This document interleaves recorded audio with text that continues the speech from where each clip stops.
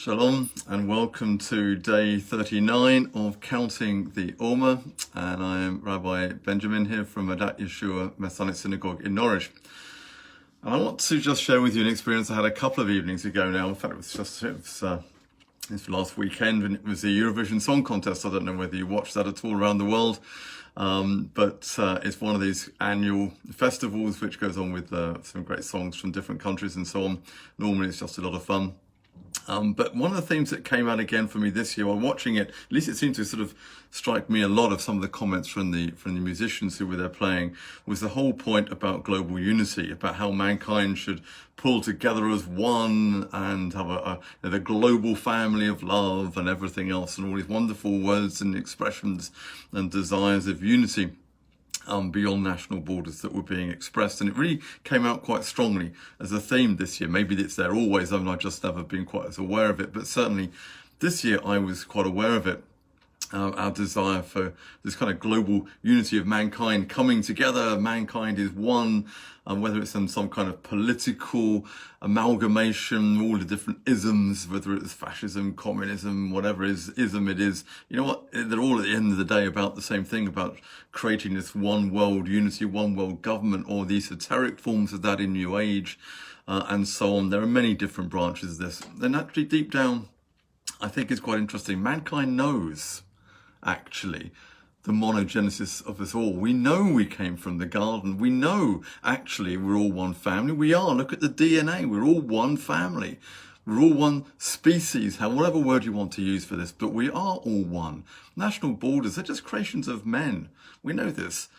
God broke the people of the earth into language groups, not into nationalities particularly, okay? It's languages which form that kind of cohesive group. It's not the borders, and yet we still feel that we want to be part of one. It's a deep down desire, and it's bubbling out to the surface. And of course we know, as the scriptures say with the book of Revelation or elsewhere, that mankind is heading towards a kind of global one world government. This is the push of history.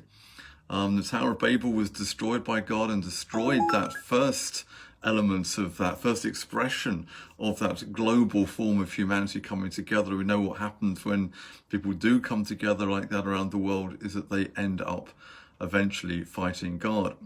This is where it is all going. We are all one family. Should we be resisting this then? Global unity, one world government, should we be fighting this? And of course many believers do, because this is seen as something of the end times and the anti-Messiah will rule this and govern us. We have to fight against it. I think we cannot fight against it. I don't think we can. I think the very fact that the scriptures say to us that the end days and times will be characterized by this one world government shows us, frankly, there's not a lot we can really do about it. If we could stop it, the scriptures would be shown to be a lie. And we therefore just passively face it? I think no. I think we have to understand what the scriptures are really telling us that we have to see in all of this. The desire of humanity to be one is not a sin. We were created one. It's who we are. It's what we do with it that's the issue. And this is where it gets really interesting for me, because we always end up with two parallel channels at work here, I think. There's the one world government aspect of all humanity becoming one in a human sense. And then there's the opposite side of the coin, the one world sense where God is ruling and reigning in the kingdom of God. One of those options is going to be the final option. Now, I know which one it is. I'm sure you know as well. The final ultimate option beyond the one world government run by the anti-Messiah will be the kingdom of God. And God will judge the human form of that again, just as much as he judged the Tower of Babel. He will judge the human form of rebellion again when it begins to build against him. It's why, of course, the nations in this one world government rise up and go against Israel, the one nation which in all likelihood, if you see the scriptures that way, will refuse to bend the knee to that one world government. That is why it will attempt to destroy it. It doesn't toe the party line. But the desire is not wrong. When we think of it in this way, the kingdom of God ultimately will prevail. Yeshua will rule and reign. We begin the scriptures with monogenesis, the creation of mankind as one.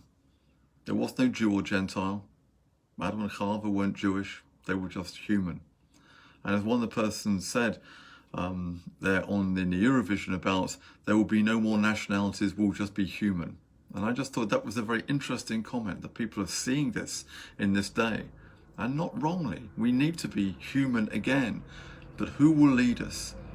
Who will reign over us?